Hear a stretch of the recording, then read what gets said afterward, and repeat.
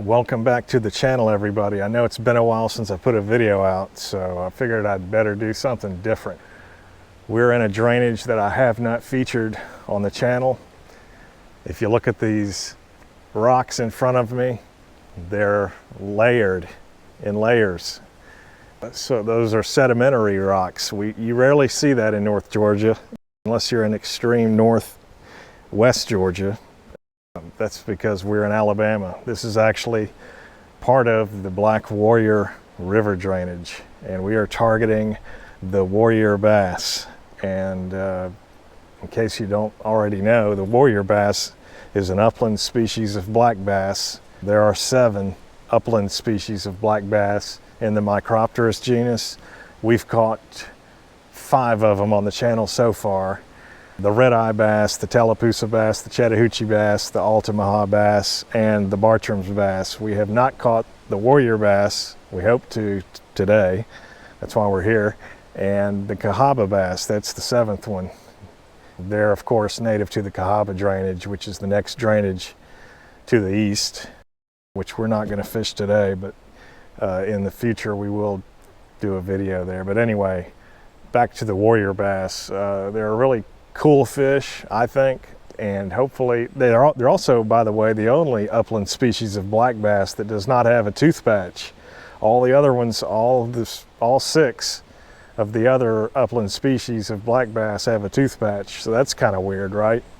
About 80% of the warrior bass sampled do not have a tooth patch, so that's one of the really weird things about the warrior bass. It's kind of odd, but anyway, the warrior bass, the Alabama bass, and the largemouth are the only 3 species of black bass native to the Black Warrior River drainage. We've got the warrior bass, which is the upland species, the Alabama bass, which is everywhere in the Mobile Basin, and the largemouth, of course, which is also everywhere in the Mobile Basin. The Black Warrior River drainage, it's one of the major tributaries of the Mobile Basin. There's a fish.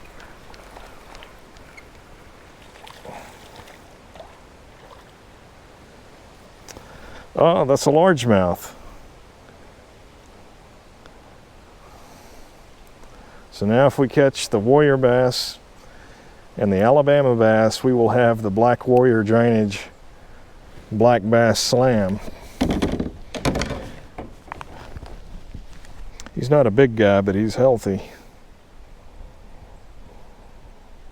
Little largemouth. See ya.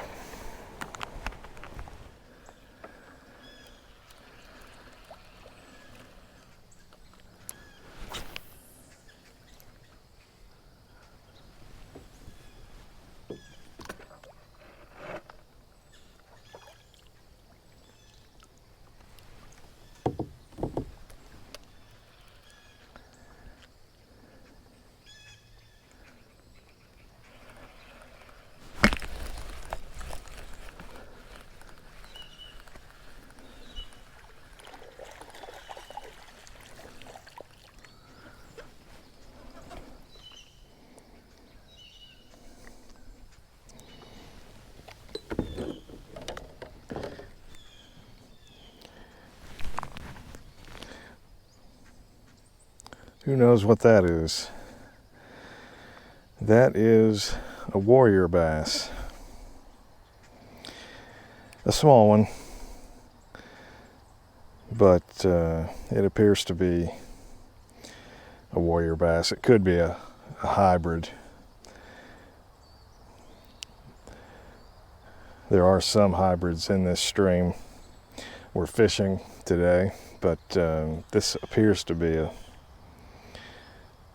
a warrior bass, or a mostly warrior bass. You can see the pigment there in the anal fin and the spots in the soft dorsal and the anal fin there.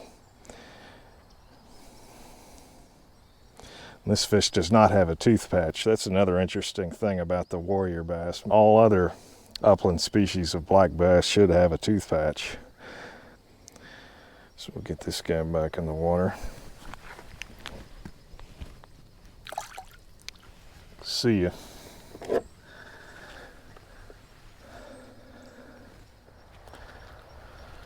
I'm actually going to paddle to the bank here and get out because I'm sending all kinds of pressure waves across this section.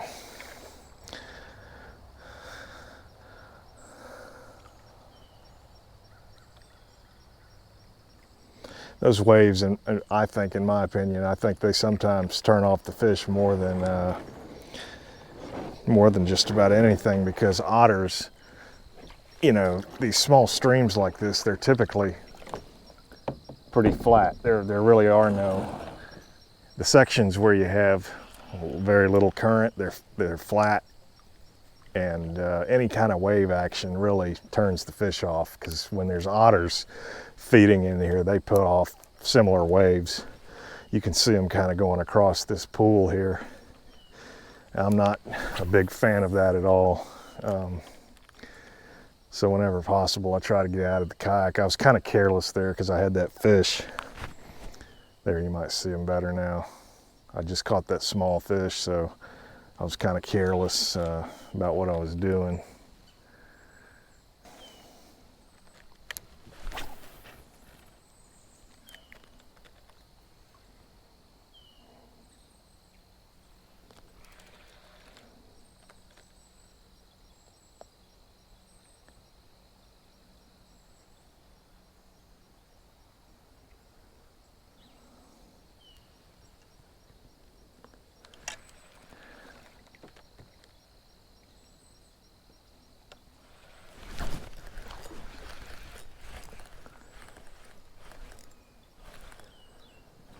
There's one.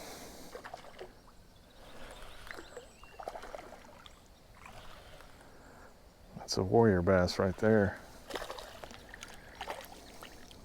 Appears to be a warrior bass.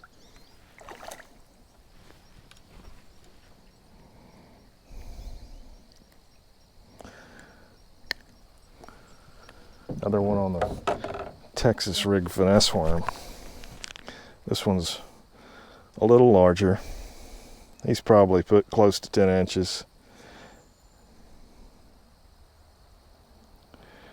Really beautiful, very distinct blotches there. The mid-lateral blotches show up really well, and you can see the coloration there on the margins of his caudal fin. That's also different from other species of upland black bass in the Mobile Basin. Again, we are in the black warrior drainage, obviously, because we're catching a warrior bass. Warrior bass are only native to the warrior drainage, the black warrior river drainage.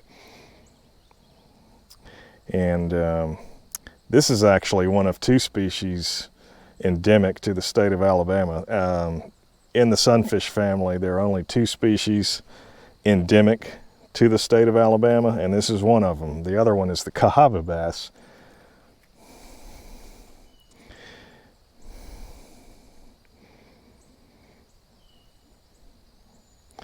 Beautiful warrior bass. We'll get that guy back in the water here. See ya. There's another one. Not as big. This one's, I'm actually surprised I got the hook in this guy.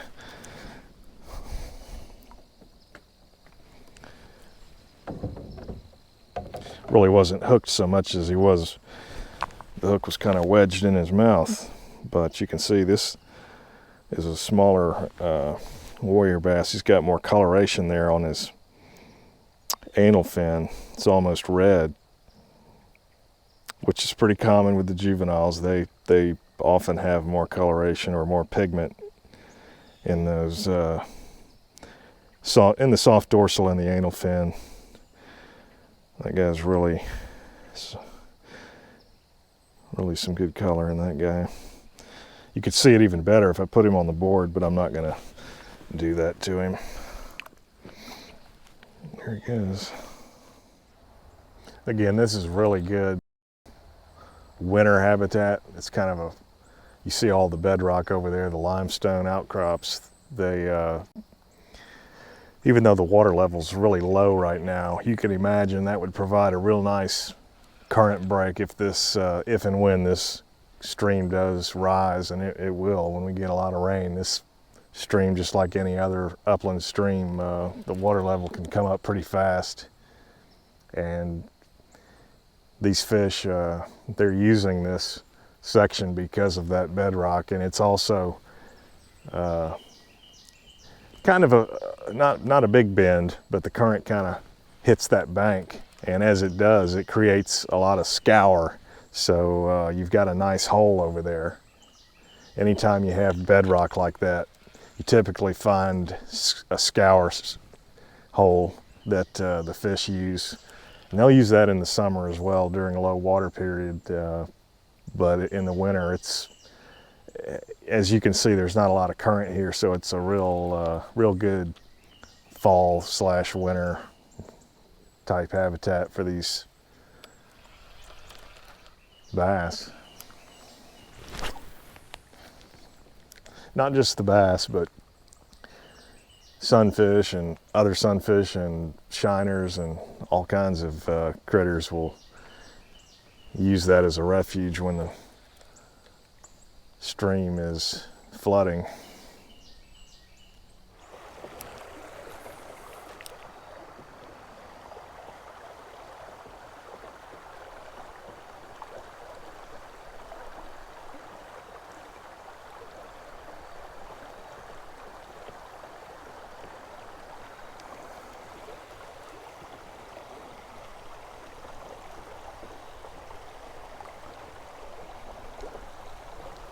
There's a bite right there.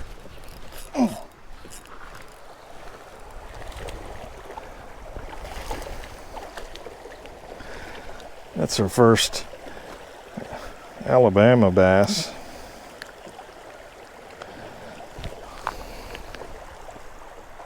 He's got kind of a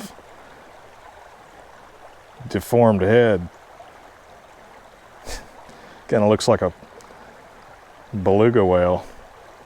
This might be the rare beluga bass. Look at that guy.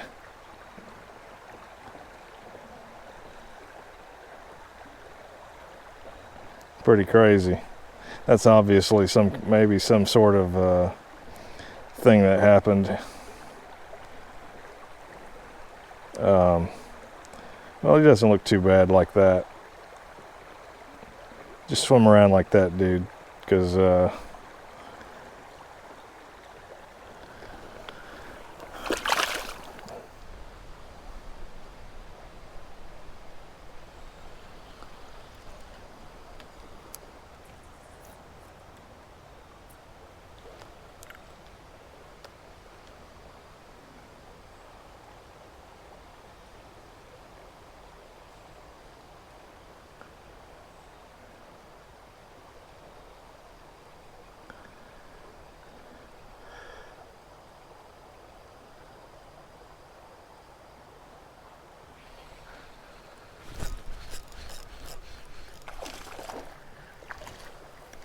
oh, look at this one, folks.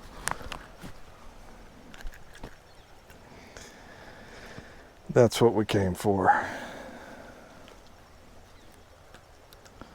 Let's see.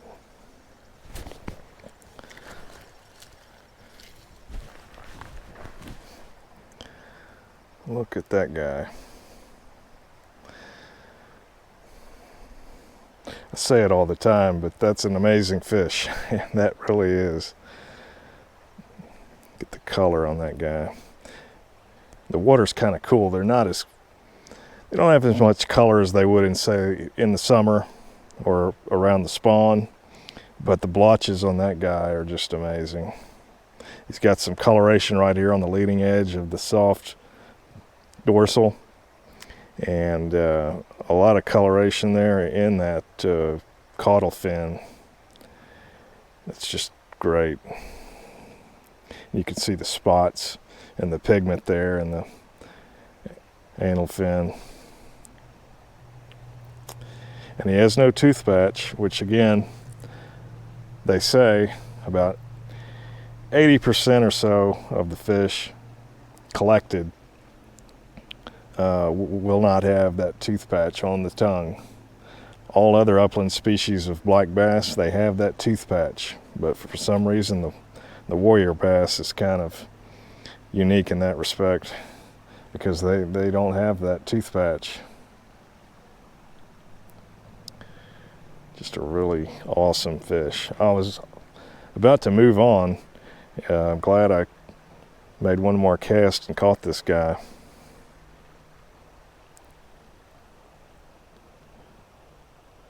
Just a beautiful fish right there.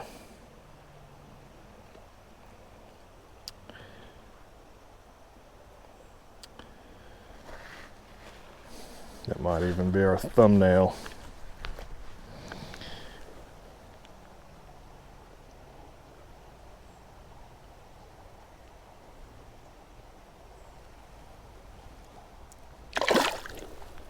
There it goes. See ya.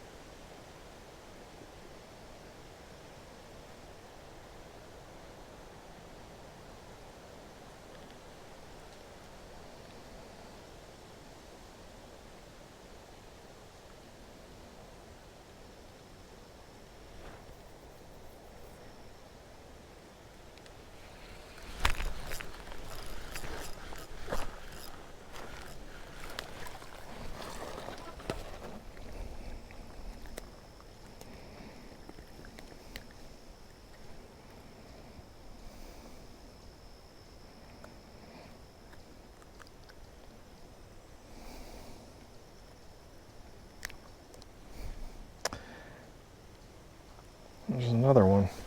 And the blotches on this one are not as distinct. As you can see, he's got the pigment there in the leading edge of the soft dorsal and the anal fin, and of course the caudal fin. He's got plenty of pigment there, but the blotches are not as noticeable.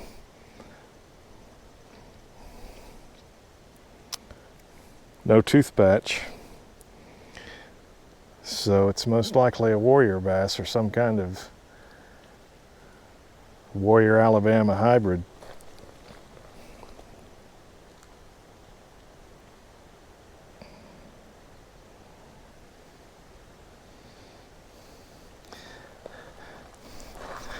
Again, within the sunfish family, you only have two species that are endemic to the state of Alabama. That means they're found here and nowhere else in the world. And this is one of them, the warrior bass. And the other one is the Cahaba bass, which is endemic to the Cahaba drainage above the fall line.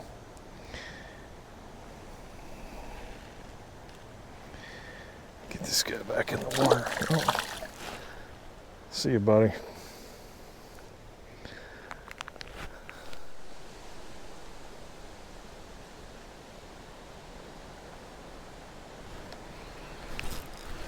Here's another one.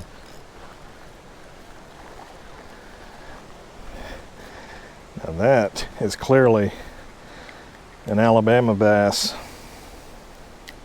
Or actually, no, I take that back. He's got some spots in his anal fin and soft dorsal, so this is most likely a back cross.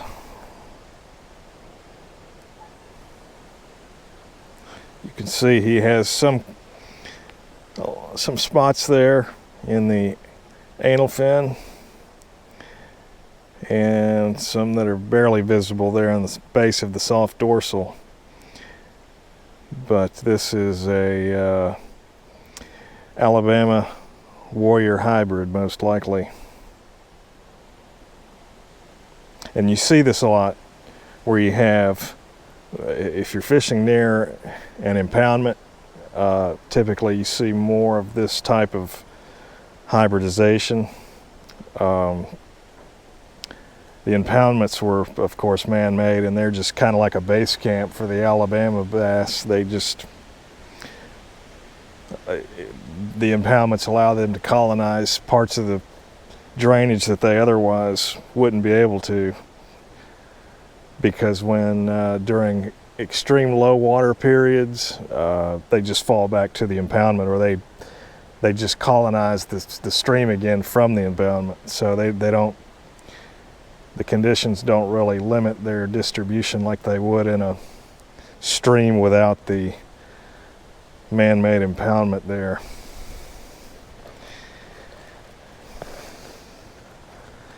Get this guy back in the water. Well, sorry, buddy. Not sure if I should have released that guy, but for now I'm gonna turn him loose, I guess.